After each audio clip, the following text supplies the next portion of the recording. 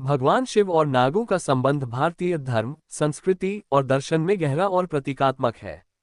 शिव, जिन्हें महादेव या आदियोगी के नाम से भी जाना जाता है, भारतीय पौराणिक कथाओं में एक प्रमुख देवता हैं।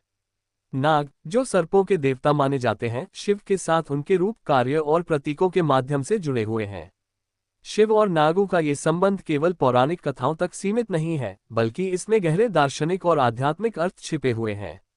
नागों का शिव के साथ प्रतीकात्मक संबंध। शिव को नागभूषण भी कहा जाता है क्योंकि वे अपने शरीर पर नागों को धारण करते हैं।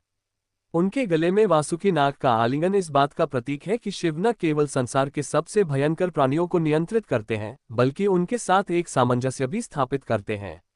ये नियंत्रण और सामंजस्य साधक को ये सिखाता है कि मनुष्य को अपने भय और सीमाओं का सामना करना चाहिए और उन्हें आत्मसात करना चाहिए।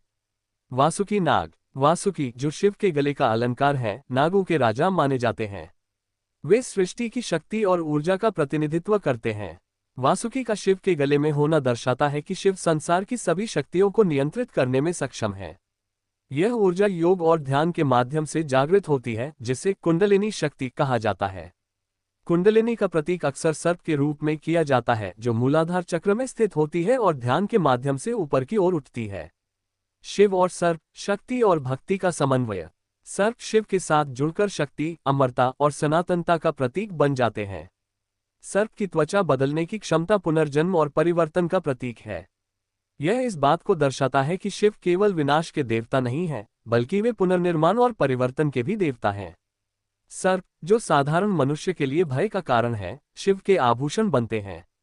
ये संकेत देता है कि साधक को अपने भीतर के भय, क्रोध और अन्य नकारात्मक भावनाओं को आत्मसात कर उन्हें अपने जीवन का हिस्सा बनाना चाहिए। पौराणिक दृष्टिकोण। भारतीय पौराणिक कथाओं में नागों का उल्लेख अक्सर शिव के साथ मिलता है। शिव और सर्पों के संबंध को समझने के लिए कुछ प्रमुख कथाओं पर नजर डालते हैं। समुद्र मंथन और वासुकी नाग। समुद्र मंथन की कथा में वासुकी नाग को रस्सी के रूप में इस्तेमाल किया गया था। इस प्रक्रिया में विष हलाहल उत्पन्न हुआ, जिसे कोई ग्रहण करने को तैयार नहीं था। तब भगवान शिव ने इसे ग्रहण कर लिया और अपने गले में रोक लिया। इस घटना के कारण उनका गला नीला हो गया और वे नीलकंठ कहलाए। इस कथा में शिव का नागों से संबंध और उनके बलिदान की भावना प्रकट होती है।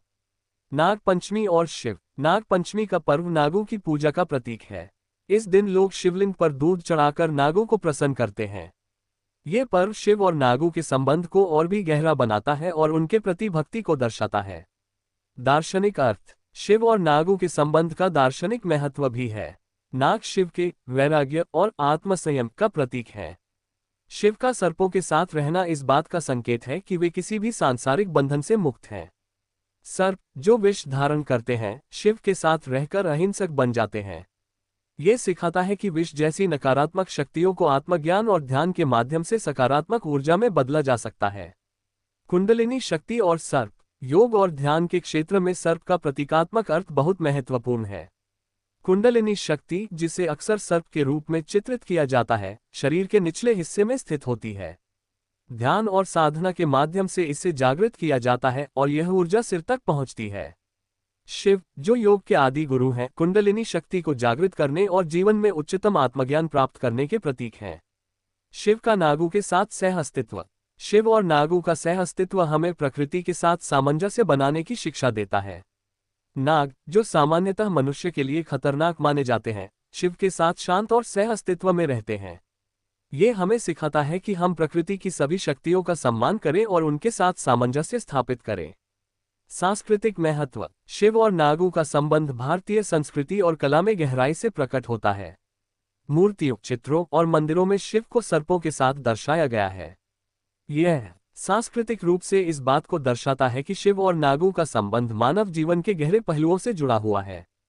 निष्कर्ष। भगवान शिव और नागों का संबंध केवल पौराणिक कथाओं तक सीमित नहीं है। इसमें गहरे आध्यात्मिक, दार्शनिक और सांस्कृतिक अर्थ छिपे हुए हैं। शिव, जो संहारक और सृष्टि के संरक्षक दोनों हैं, नागों के साथ मिलकर जीवन के गूढ़ रहस्यों को उजागर करते हैं।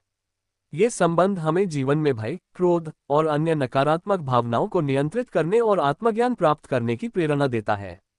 शिव और नागों का यह अनोखा संबंध हमें प्रकृति, शक्ति और आत्मा की गहराइयों को समझने की दिशा में प्रेरित करता है।